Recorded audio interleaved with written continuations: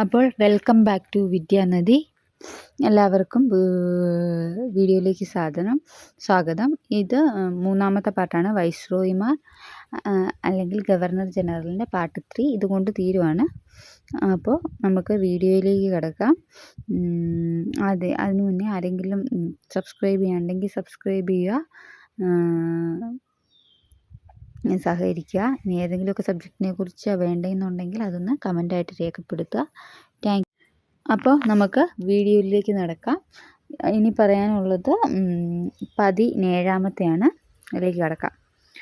അപ്പോൾ എല്ലാവരും ശ്രദ്ധിച്ചോളൂ, നോട്ട് എഴുതിയെടുക്കണേ. ഇനിയിപ്പോൾ PDF എനിക്ക് ഞാൻ പറഞ്ഞതുപോലെ തന്നെ എനിക്ക് PDF ഇടാൻ അറിയത്തില്ല. ആരെങ്കിലും ഉണ്ടെങ്കിൽ അതൊന്ന് പറഞ്ഞു തരണം.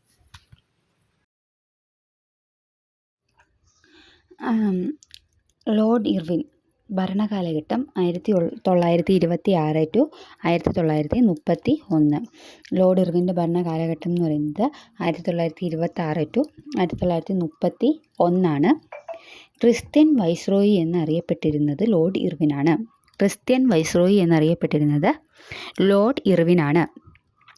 1927 സൈമൺ കമ്മീഷൻ ഇദ്ദേഹത്തിൻ്റെ കാലത്താണ്. 1927 സൈമൺ കമ്മീഷൻ ഇദ്ദേഹത്തിൻ്റെ കാലത്താണ്. സൈമൺ കമ്മീഷൻ എന്താണെന്നറിയാമോ?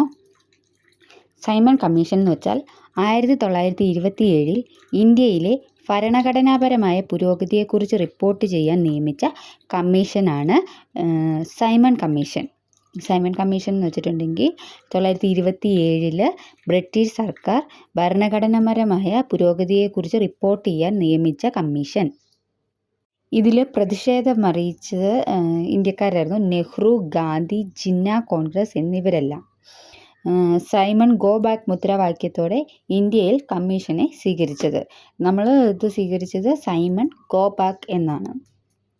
ഇതിന് ഫലം കണ്ടത് 1935 ഗവൺമെൻറ് ഓഫ് ഇന്ത്യ ആക്ട് അതിൻ്റെ അടിസ്ഥാനത്തിൽ രൂപീകരിച്ചു.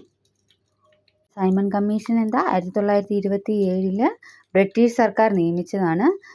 ലക്ഷ്യം എന്ന് പറയുന്നത് ഇന്ത്യൻ ഭരണഘടനാപരമായ വളർച്ച വിലയിരുത്തി റിപ്പോർട്ട് ചെയ്യുക എന്നുള്ളതാണ്. പ്രതിഷേധിച്ചത് നെഹ്റു, ഗാന്ധി, ജിന്ന കോൺഗ്രസ് എന്നിവരായിരുന്നു. അതിനെ തുടർന്ന് വന്ന മുദ്രാവാക്യമാണ് സൈമൺ ഗോ ബാക്ക്. ഫലം 1935 ഗവൺമെൻറ് ഓഫ് ഇന്ത്യ ആക്ട് ഇതിൻ്റെ അടിസ്ഥാനത്തിൽ രൂപീകരിക്കപ്പെട്ടു. 1929 ശാരദ ആക്ട്. 1929 ശാരദ ആക്ട് എന്താണെന്നറിയാമോ? ആൺകുട്ടികളുടെ വിവാഹപ്രായം 18ഉം പെൺകുട്ടികളുടെ വിവാഹപ്രായം 14ഉം ആക്കിയിട്ടുള്ള ആക്ടാണ് ശാരദ ആക്ട്. ശാരദ ആക്ട് എന്തായിരുന്നു? ആൺകുട്ടികളുടെ വിവാഹപ്രായം 18ഉം പെൺകുട്ടികളുടെ വിവാഹപ്രായം 14ഉം. 1931 ഗാന്ധി ഇർവിൻ ഉടമ്പടി ഇദ്ദേഹത്തിൻ്റെ കാലത്താണ്. ഗാന്ധി ഇർവിൻ ഉടമ്പടി എന്താണെന്നറിയാമോ? വട്ടമേശ സമ്മേളനത്തെ തുടർന്ന് 2ാം വട്ടമേശ സമ്മേളനത്തിൽ ഗാന്ധിജി പങ്കെടുക്കാൻ കാരണമായ ഉടമ്പടിയാണ് ഗാന്ധി ഇർവിൻ ഉടമ്പടി. ഞാൻ ഇതിന് മുന്നേ ഓൾറെഡി പറഞ്ഞിട്ടുണ്ട്. വട്ടമേശ സമ്മേളനങ്ങളുടെ നോട്ടിൽ അത് വ്യക്തമായിട്ട് പറഞ്ഞിട്ടുണ്ട്. വേണ്ടവർക്ക് ഇത് കാണാം. ഇതിലൂടെ പറഞ്ഞ് റിപ്പീറ്റേഷൻ ആക്കുന്നില്ല. അപ്പോൾ ഗാന്ധി ഇർവിൻ ഉടമ്പടി, 2ാം വട്ടമേശ സമ്മേളനം, ഗാന്ധിജി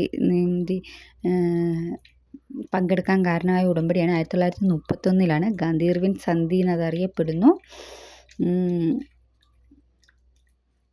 ഓക്കെ. 1ഉം 2ഉം വട്ടമേശ സമ്മേളനം നടന്നതും ഇർവിൻ്റെ കാലത്താണ്. അപ്പം ലോർഡ് ഇർവിൻ്റെ ഭരണകാലഘട്ടം 1926 ടു 1931. ക്രിസ്ത്യൻ വൈസ്രോയി എന്നറിയപ്പെട്ടു. 1927 സൈമൺ കമ്മീഷൻ ഇദ്ദേഹത്തിൻ്റെ കാലത്ത് നിലവിൽ വന്നു. 1929 ശാരദ ആക്ട് ഇദ്ദേഹം നിലവിൽ വന്നു. 1931 ഗാന്ധി ഇർവിൻ ഉടമ്പടി ഇദ്ദേഹത്തിൻ്റെ കാലത്ത് 1ഉം 2ഉം വട്ടമേശ സമ്മേളനങ്ങൾ നടന്നു. അടുത്തയാളാണ് ലോർഡ് വെല്ലിംഗ്ടൺ. അദ്ദേഹത്തിൻ്റെ ഭരണകാലഘട്ടം 1931 ടു 1936. വെല്ലിംഗ്ടൻ്റെ ഭരണകാലഘട്ടം 1931 to 1936. 1932 Ramsay MacDonald commission award പ്രഖ്യാപിച്ചു. 1932 റാംസേ മക്ഡൊണാൾഡ് കമ്മ്യൂണൽ അവാർഡ് പ്രഖ്യാപിച്ചു. കമ്മ്യൂണൽ അവാർഡ് എന്താ? പിന്നോക്ക വികസനക്കാർക്ക് പ്രത്യേക നിയോജക മണ്ഡലം നൽകുക എന്നുള്ള രീതിയിലാണ് കമ്മ്യൂണൽ അവാർഡ്. അപ്പോൾ റാംസെ മാക്ഡൊണാൾഡ് കമ്മ്യൂണൽ അവാർഡ് പ്രഖ്യാപിച്ചത് 1932 1932 പൂനെ ഉടമ്പടി. ഗാന്ധിജിയും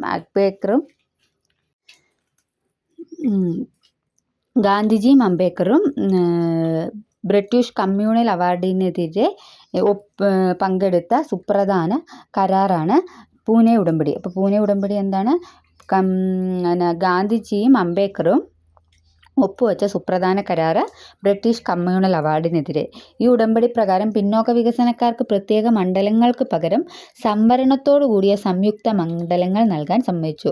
സംവരണത്തോടു കൂടിയ സംയുക്ത മണ്ഡലങ്ങൾ നൽകാൻ തീരുമാനിച്ചു.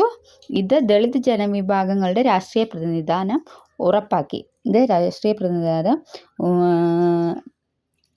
ഉറപ്പാക്കി.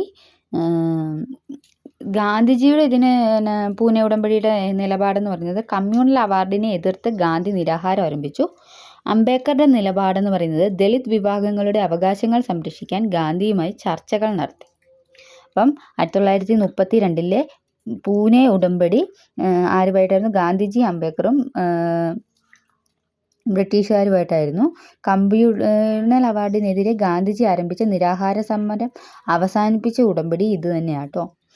അടുത്തത് 1934 ആചാര്യ നരേന്ദ്രദേവും ജയപ്രകാശ് നാരായണനും ചേർന്ന് കോൺഗ്രസ് സോഷ്യലിസ്റ്റ് പാർട്ടി രൂപീകരിച്ചു. 1934 ആചാര്യ നരേന്ദ്രദേവും ജയപ്രകാശ് നാരായണനും ചേർന്ന് കോൺഗ്രസ് സോഷ്യലിസ്റ്റ് പാർട്ടി രൂപീകരിച്ചു. 2ഉം 3ഉം വട്ടമേശ സമ്മേളനം നടന്നത് വെല്ലിംഗ്ടണിൻ്റെ കാലത്താണ്. 2ഉം 3ഉം വട്ടമേശ സമ്മേളനങ്ങൾ നടന്നത് വെല്ലിംഗ്ടണിൻ്റെ കാലത്താണ്. അപ്പോൾ ലോർഡ് വെല്ലിംഗ്ടണിൻ്റെ ഭരണകാലഘട്ടം 1931 to 36. 1932 Ramsay MacDonald communal award പ്രഖ്യാപിച്ചു. 1932 പൂനെ ഉടമ്പടി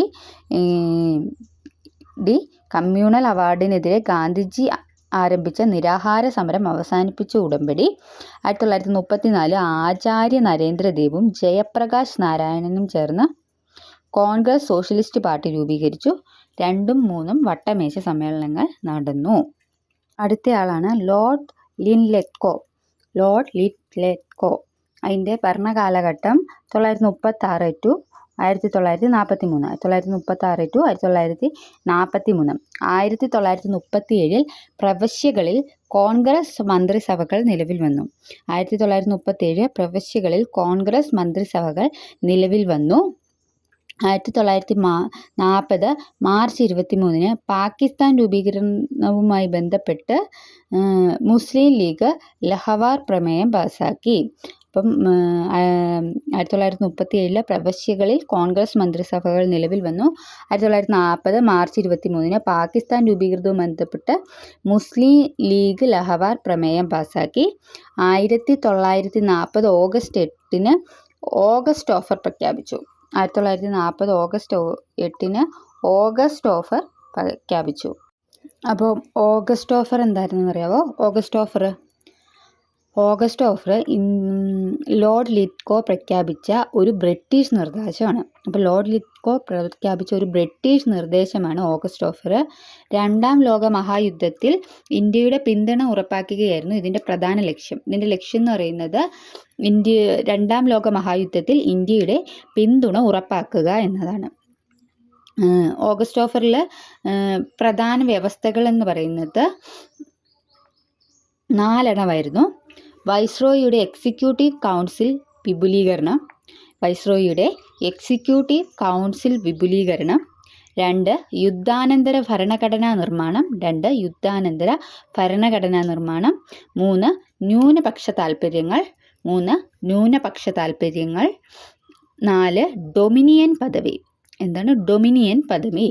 അപ്പോൾ 1 വൈസ്രോയിയുടെ എക്സിക്യൂട്ടീവ് കൗൺസിൽ വിപുലീകരണം എന്ന് വെച്ചാൽ വൈസ്രോയിയുടെ എക്സിക്യൂട്ടീവ് കൗൺസിലിൽ കൂടുതൽ ഇന്ത്യക്കാരെ ഉൾപ്പെടുത്താമെന്ന് വാഗ്ദാനം ചെയ്തത്. വൈസ്രോയിയുടെ എക്സിക്യൂട്ടീവ് കൗൺസിൽ വിപുലീകരണം എന്താണ്? വൈസ്രോയിയുടെ എക്സിക്യൂട്ടീവ് കൗൺസിലിൽ കൂടുതൽ ഇന്ത്യക്കാരെ ഉൾപ്പെടുത്താമെന്നുള്ള വാഗ്ദാനം. 2 യുദ്ധാനന്തര ഭരണഘടനാ നിർമ്മാണം. യുദ്ധത്തിന് ശേഷം ഇന്ത്യക്കാർക്ക് സ്വന്തമായി ഒരു ഭരണഘടന തയ്യാറാക്കുന്നതിനായി ഒരു ഭരണഘടനാ നിർമ്മാണ സമിതി രൂപീകരിക്കാനുള്ള അവകാശം അംഗീകരിച്ചു. അപ്പം യുദ്ധത്തിന് ശേഷം ഇന്ത്യക്കാർക്ക് സ്വന്തമായി ഒരു ഭരണഘടന തയ്യാറാക്കുന്നതിനായി ഒരു ഭരണഘടനാ നിർമ്മാണ സമിതി രൂപീകരിക്കാനുള്ള അവകാശം അംഗീകരിച്ചു. അടുത്ത ന്യൂനപക്ഷ താൽപ്പര്യങ്ങൾ. ന്യൂനപക്ഷ സമുദായങ്ങളുടെ അനുമതിയില്ലാതെ ഭാവിയിൽ ഒരു ഭരണഘടനാ പരിഷ്കാരങ്ങളും നടപ്പാക്കില്ലെന്ന് ഉറപ്പ് നൽകി. അപ്പം ന്യൂനപക്ഷ സമുദായങ്ങളുടെ അനുമതിയില്ലാതെ ഭാവിയിൽ ഒരു ഭരണഘടനാ പരിഷ്കാരം നടപ്പിലാക്കില്ലെന്ന് ഉറപ്പ് നൽകി. ഡൊമിനിയൻ പദവി. ഡൊമിനിയൻ പദവി എന്ന് വെച്ചാൽ ഇന്ത്യക്ക് പൂർണ്ണ സ്വാതന്ത്ര്യം നൽകാമെന്ന് വാഗ്ദാനം ചെയ്തു.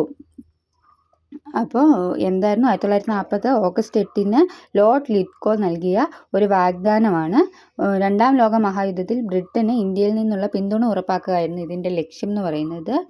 വ്യവസ്ഥകൾ: 1 വൈസ്രോയിയുടെ എക്സിക്യൂട്ടീവ് കൗൺസിൽ വിപുലീകരണം, 2 ഭരണഘടനാ നിർമ്മാണ സമിതി, 3 ന്യൂനപക്ഷ പ്രാധാന്യം, 4 ഡൊമിനിയൻ പദവി എന്നിവയായിരുന്നു. അടുത്തതാണ് 1942 ക്രിപ്സ് മിഷൻ. 1942 ക്രിപ്സ് മിഷൻ ഇന്ത്യയിലെത്തിയത് ഇദ്ദേഹത്തിൻ്റെ കാലത്താണ്. ക്രിപ്സ് മിഷൻ ഇന്ത്യയിലെത്തിയത് ഇദ്ദേഹത്തിൻ്റെ കാലത്താണ്. എൻ്റെ അധ്യക്ഷനായിരുന്നത് സ്റ്റാഫോർഡ് ക്രിപ്സ് ആണ്. ക്രിപ്സ് മിഷൻ എന്തായിരുന്നെന്ന് വെച്ചിട്ടുണ്ടെങ്കിൽ രണ്ടാം ലോക മഹായുദ്ധത്തിൽ ഇന്ത്യയുടെ പൂർണ്ണ പിന്തുണ ഉറപ്പാക്കാൻ ബ്രിട്ടീഷ് സർക്കാർ അയച്ച ഒരു ദൗത്യമായിരുന്നു. രണ്ടാം ലോക മഹായുദ്ധത്തിൽ ഇന്ത്യയുടെ പൂർണ്ണ പിന്തുണ ഉറപ്പാക്കാൻ ബ്രിട്ടീഷ് സർക്കാർ അയച്ച ഒരു ദൗത്യം.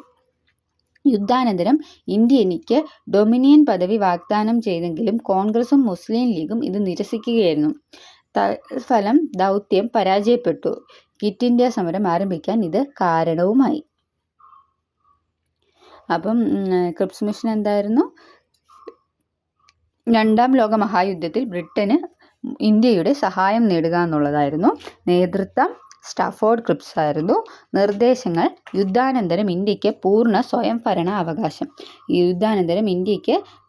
സ്വയംഭരണാവകാശം. ഇനി പരാജയ കാരണം വന്നത് കോൺഗ്രസും മുസ്ലിം ലീഗും ഈ വാഗ്ദാനങ്ങൾ അംഗീകരിക്കാൻ തയ്യാറില്ല.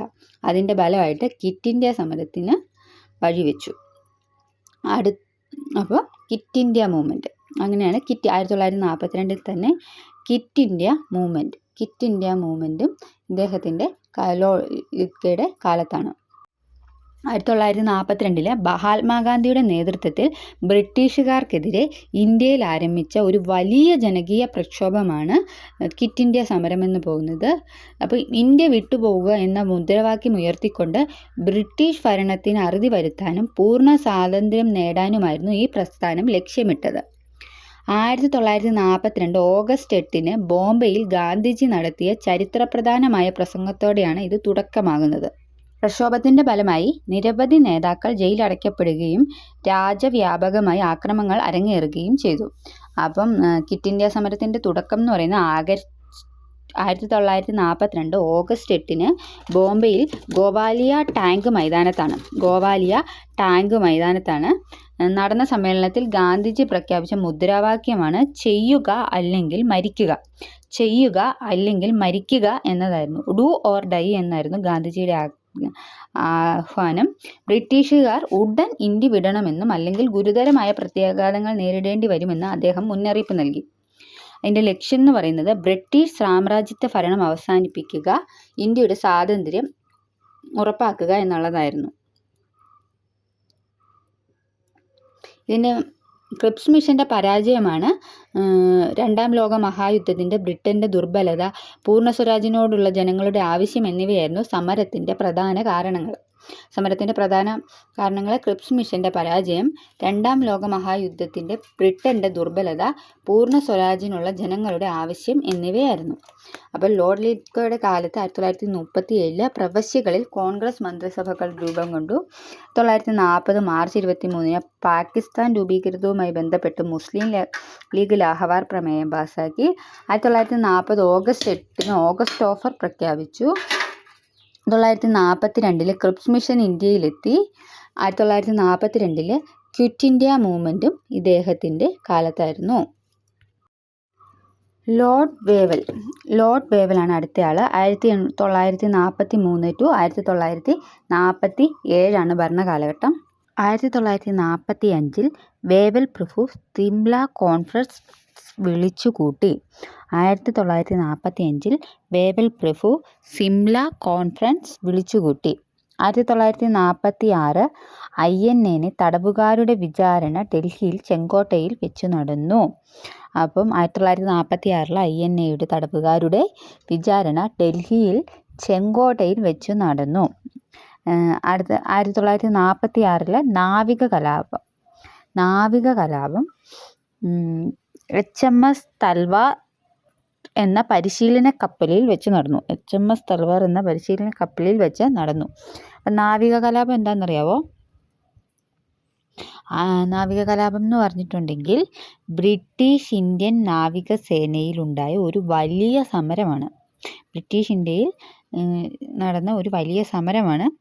1946 ഫെബ്രുവരി 18-ന് 1946 ഫെബ്രുവരി 18-ന് ബോംബെയിൽ ഏറ്റവും താഴെ തട്ടിലുള്ള നാവിക ജീവനക്കാർക്കിടയിൽ ഭക്ഷണവും ജീവിത സാഹചര്യങ്ങളുടെ മെച്ചപ്പെടുത്തലുകളും ആവശ്യപ്പെടുത്തി തുടങ്ങിയ പ്രക്ഷോഭമാണ്. അപ്പോൾ അതിൻ്റെ തുടക്കം എന്ന് പറയുന്നത് 1946 ഫെബ്രുവരി 18-ന് ബോംബെയിൽ ഏറ്റവും താഴെ തട്ടിലുള്ള നാവിക ജീവനക്കാർക്കിടയിൽ ഭക്ഷണവും ജീവിത സാഹചര്യങ്ങളിലെ മെച്ചപ്പെടുത്തലുകളും ആവശ്യപ്പെട്ട് തുടങ്ങിയ പ്രക്ഷോഭമാണ് നാവിക കലാപം. അത് ബോംബെ, കറാച്ചി, കൊൽക്കത്ത, വിശാഖപട്ടണം തുടങ്ങി നഗരങ്ങളിലെ 78 കപ്പലുകളിലേക്കും 20-ലധികം തീരപ്രദേശ സ്ഥലങ്ങളിലേക്കും വ്യാപിച്ചു. ഇതിൽ 20,000-ത്തിലധികം നാവികർ പങ്കെടുക്കുകയും ചെയ്തു. അവരുടെ ആവശ്യം എന്ന് പറയുന്നത് നല്ല ഭക്ഷണം, മെച്ചപ്പെട്ട തൊഴിൽ സാഹചര്യങ്ങൾ, വർണ്ണവിവേചനം അവസാനിപ്പിക്കുക തുടങ്ങിയവയായിരുന്നു. ഇതിന് പിന്തുണ നൽകിയത് കോൺഗ്രസും മുസ്ലിം ലീഗും സമരത്തെ തള്ളിപ്പറഞ്ഞപ്പോൾ കമ്മ്യൂണിസ്റ്റ് പാർട്ടി മാത്രമാണ് പിന്തുണച്ചത്. അരുണ അസഫ് അലി നാവികരെ പരസ്യമായി പിന്തുണച്ചു.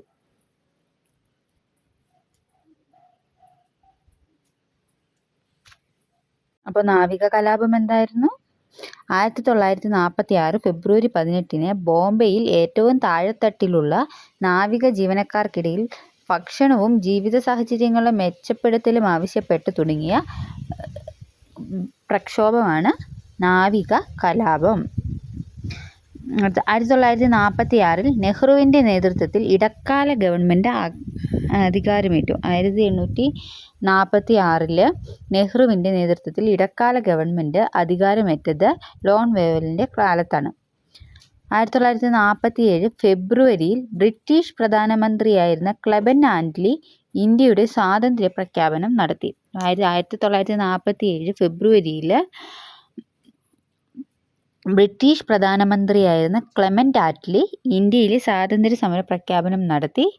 1948 ജൂൺ മുൻപ് ഇന്ത്യക്ക് സ്വാതന്ത്ര്യം കിട്ടുമെന്നാണ് അന്ന് പ്രഖ്യാപിച്ചത്. 1948 ജൂണിന് മുൻപ് ഇന്ത്യക്ക് സ്വാതന്ത്ര്യം കിട്ടുമെന്നാണ് പ്രഖ്യാപിച്ചത്. അപ്പോൾ ലോർഡ് വേവലിൻ്റെ കാലഘട്ടം 1943 ടു 1947. 1945 വേവൽ പ്രഭു സിംല കോൺഫറൻസ് വിളിച്ചുകൂട്ടി. 1946 INA തടവുകാരുടെ വിചാരണ ഡൽഹിയിൽ ചെങ്കോട്ടയിൽ വെച്ച് നടന്നു. 1946 നാവിക കലാപം HMS തൽവാർ എന്ന പരിശീലന കപ്പലിൽ വെച്ച്. 1946 നെഹ്റുവിൻ്റെ നേതൃത്വത്തിൽ ഇടക്കാല ഗവൺമെൻറ് അധികാരമേറ്റു. 1947 ഫെബ്രുവരിയിൽ ബ്രിട്ടീഷ് പ്രധാനമന്ത്രിയായിരുന്ന ക്ലെമന്റ് ആറ്റ്ലി ഇന്ത്യയുടെ സ്വാതന്ത്ര്യ പ്രഖ്യാപനം നടത്തി.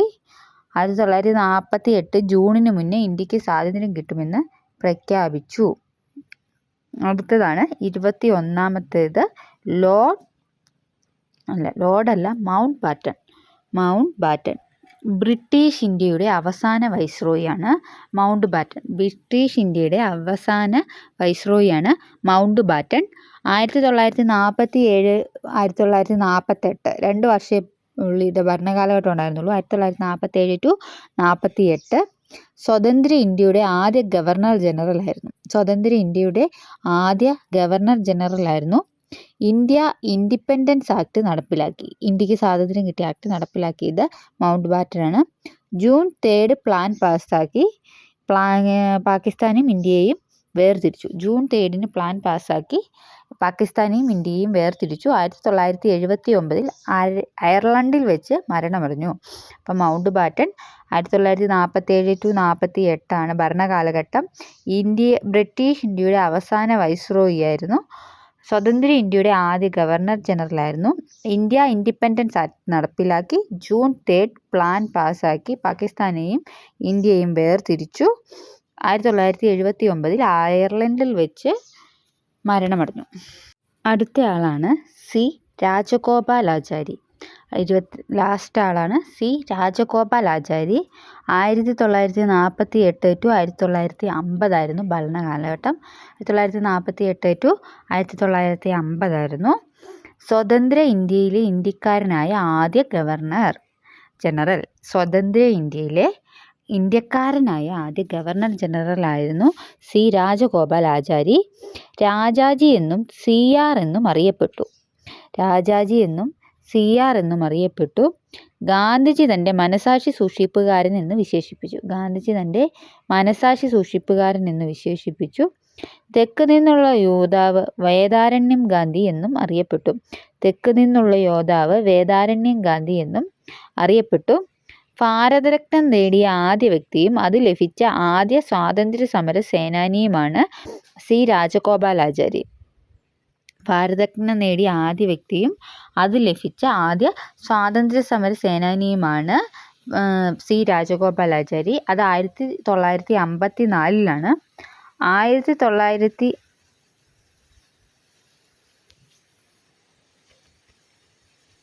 1959 സ്വതന്ത്ര പാർട്ടി രൂപീകരിച്ചു. 1959 സ്വതന്ത്ര പാർട്ടി രൂപീകരിച്ചു.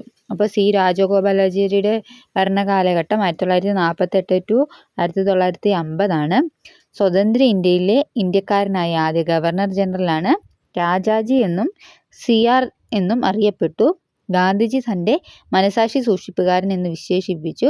തെക്ക് നിന്നുള്ള യോദ്ധാവ് വേദാരണ്യം ഗാന്ധി എന്നറിയപ്പെട്ടു. ഭാരതരത്നം നേടിയ ആദ്യ വ്യക്തിയും അത് ലഭിച്ച ആദ്യ സ്വതന്ത്ര സമര സേനാനിയുമാണ്.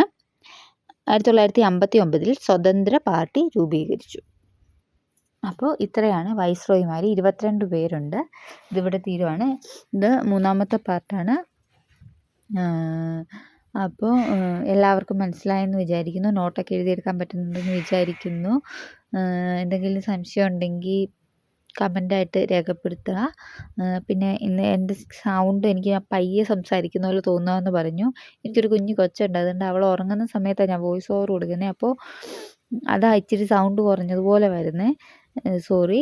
ഇനി ഞാൻ മൈക്ക് ഓർഡർ ചെയ്തിട്ടുണ്ട്. അത് ഇതുവരെ വന്നില്ല. ഒന്ന് വന്നായിരുന്നു, പക്ഷെ അത് കംപ്ലൈൻ്റ് ആയിരുന്നു. അപ്പോൾ അത് ഞാൻ റീപ്ലേസ്മെൻറ്റിന് കൊടുത്തിരിക്കും. അത് കിട്ടിക്കഴിഞ്ഞാൽ നല്ല സൗണ്ടിലിടാവേ.